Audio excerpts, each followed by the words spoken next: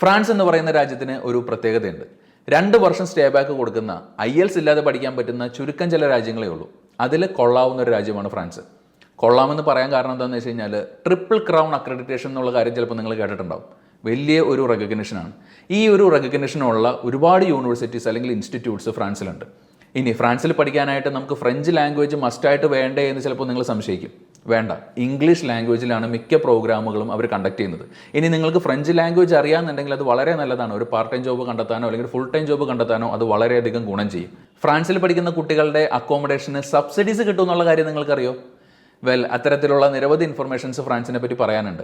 ഇതെല്ലാം നിങ്ങൾക്ക് ഈ ജൂൺ മാസം 6-ാം തീയതി മാറ്റ് ഗ്ലോബർ സംഘടിപ്പിക്കുന്ന mega France virtual spot admission ഇവന്റിലൂടെ അറിയാൻ പറ്റും.